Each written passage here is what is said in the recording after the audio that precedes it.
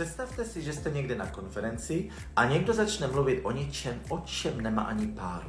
No a přesně tohle se stalo v Anglii na jedné křesťanské konferenci, kde si jeden chlápek rozhodl poučovat o online církvi, aniž by věděl nebo tušil, o čem mluví.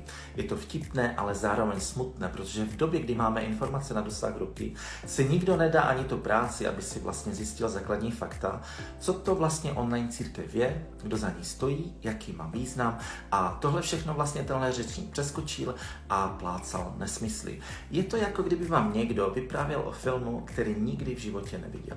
Tak co si myslíte? Neměli bychom si předtím, než o něčem mluvíme, radši zjistit fakta? Dejte like a sdílejte prosím, pokud souhlasíte s tím, že dezinformace nemají na konferencích co dělat. Podívejte se na video. Môžeš? Ak niekto hovorí, sú takéto učenie, počúvajte aké. Nepotrebuješ mať církev. Nie. Ty aj doma môžeš byť veriacim. Dnes fungujú online církvy a môžeš mať online svojho pastora. Neveríte v tom? U nás niektorí ľudia, ktorí odišli, tak si vybrali online církev. Odľadnutej sestry, čo som ti hovoril, čo odišla. Vybrali si online církev, ktorá je na mile vzdialená. Volá sa Církev bez hraníc. Online. Online pastor, online autorita, online posolstvo, online. Církev nemusíš mať, nemusíš v nedeľu ísť do církvy.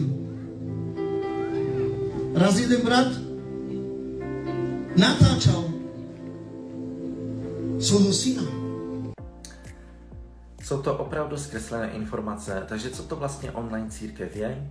Stanislav Bubík, zakladatel online církve, věří, že pokud jako církev nebo věřící lidi, křesťané, máme zanechat nějaký odkaz a přinést skutečnou změnu do našeho národa nebo národa, kde vlastně žiješ, tak potřebujeme se posunout v učednictví a hlavně posunout se v tom, co znamená biblická eklezie. No a co znamená biblická eklezia?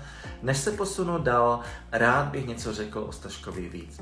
Stanislav Bubík byl duchovním apoštolské církve, kde se podílel v posledních 30 letech na mnoha projektech. Založil a několik let vlastně i vedl nadační fond Nehemia a také se podílel na práci nadačních fondů v Čečensku v době čečensko-ruské války. No a od roku 1996 pracuje na projektu Církve bez hranic jako pastor spolu s dalšími pastory a staršími vlastně i vedoucími. Wow. Teď jsme se dozvěděli vlastně, že církev CBH Praha není online církev a online církev není CBH Praha. Je to zvláštní. Církev CBH najdete taky v různých regionech České republiky a jak jste si mohli všimnout, už se nebavíme o CBH Praha, ale celkově o církvi bez hranic. Doporučuji si nastudovat historii CBH a možná prozkoumat regiony, kde všude CBH vznikla za posledních více než 20 let. Budete opravdu překvapeni. Stanislav točí vyučování pro online církev. Je to nový projekt, který mu Bůh dal na srdce. A jak jste si mohli všimnout, není to jen o online práci. Je to vyučování, které má víc než jen zůstat online, ale budovat další nové biblické eklézie. Vyučování jsou skvělá a úžasná. Pod videem najdete odkaz a doporučuji si pustit právě to první video, protože v tom prvním Stašek mluví o tom projektu, co to vlastně online církev je a také vám prozradí, co to je vlastně ta biblická eklézie.